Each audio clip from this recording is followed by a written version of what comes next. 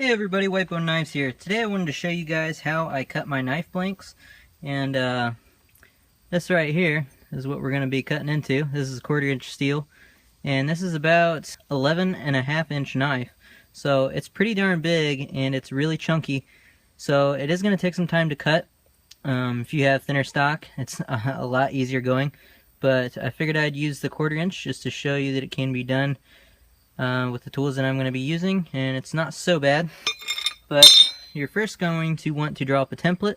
I do all my templates in a CAD program, and you can go download this yourself from Autodesk.com. It's a student version of AutoCAD, and I make all my templates in there, cut them out on cardstock paper, and then put a couple pieces of tape over each side. That way they'll stay hardy for a while, and they won't get wet and deteriorate on you. So they'll stay around for quite some time.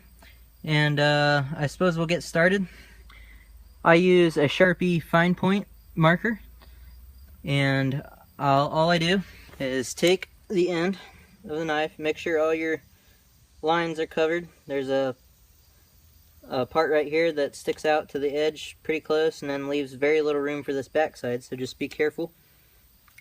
And the reason I choose to use the fine point marker is because it's simply more accurate than the bigger thick markers, and you want to hold your tolerances as tight as possible. So I'm just going to go ahead and trace this. Kind of take your time with it because the marker can only let out so much ink at one time, and it doesn't often trace very well onto steel.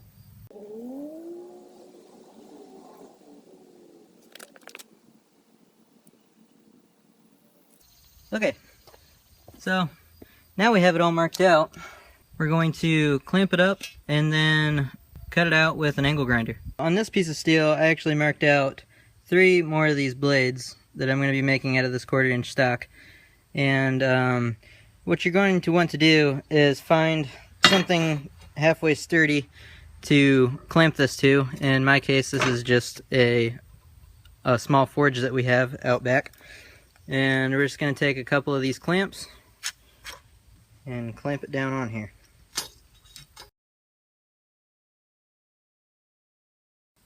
Make sure your clamps are really tight, as you don't want your steel to be moving on you. So now we're going to fit our angle grinder with one of these cutoff wheels.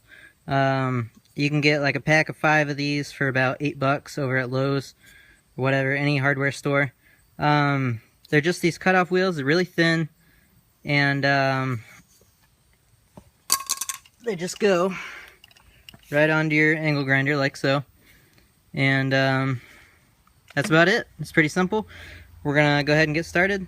We're just gonna put some safety protection on. Here's our face shield, really handy, and also our mask for the dust that comes up from the metal, and the wheels make a lot of dust too. So I'm even outside, but I still like to wear protection on the respirator, just simply because there's lots of dust that comes up in my face. So be safe, guys, and play it smart. Alright, so we're just going to go ahead and get started cutting it out.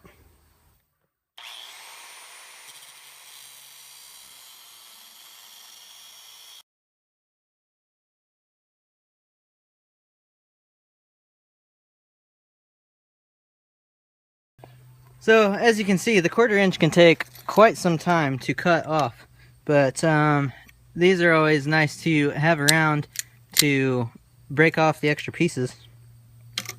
Just some vice grips, pull off that extra steel, and toss it down where you're not going to step on it. Alright, now that we got this part of the handle done, we're going to start right up here. And be careful, it's hot. Don't touch it. When you get done, we're going to let it cool so that we can handle it better. This is where these vice grips come in handy. Sometimes, since your cutting wheel is round, you can't really, you can see the top connects, but the bottom actually does not connect yet. So you can just take your vice grips and grab on here and just break it off.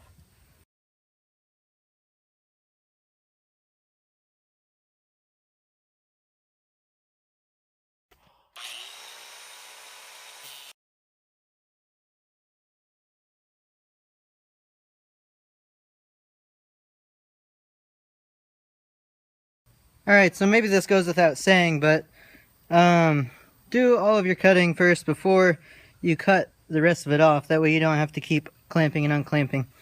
But okay, this is pretty much it.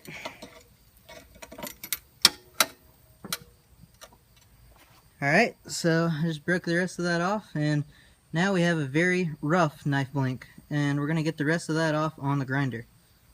Alright, so we're at our grinder station. So there's some water down here, and we're just going to dip the heated blank, you know, still kind of hot from cutting with that cutoff wheel. Just kind of get it nice and cool. It's not going to mess with your heat temper later or anything. It's just going to cool it down so you can hold it.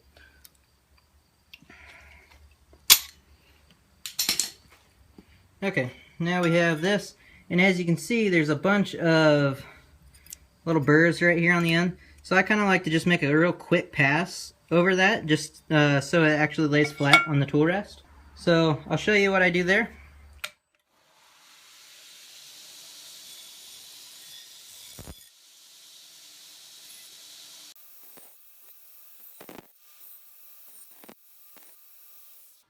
Alright, so basically right there, all we tried to do is just deburr it all. So now we don't have any burrs, and we're just gonna clean off our tool rest here. And then we're gonna go around all these lines, just clean everything up. There's a big thickness right there that needs to be taken down, and all through here needs to come off. So we're just gonna run through there and show you what that's all about.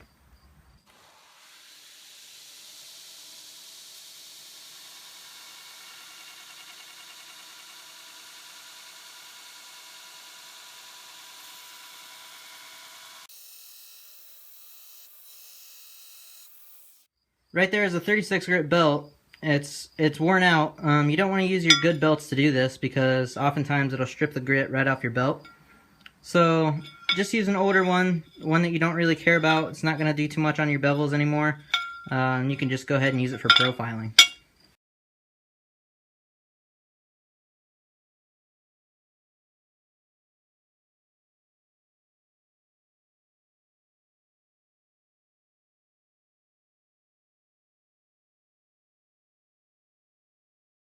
Alright guys, you might see me using the corner of the belt quite a bit.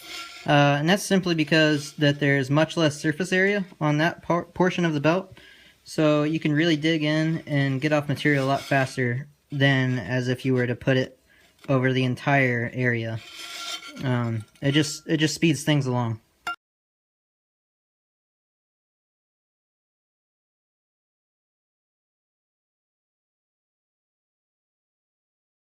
Alright guys, that pretty much sums it up. If you can't use a grinder like mine, you can also use one of these. Also, you can get this at pretty much any hardware store. It's just a grinding wheel. It's a little bit thicker than the cutoff wheels.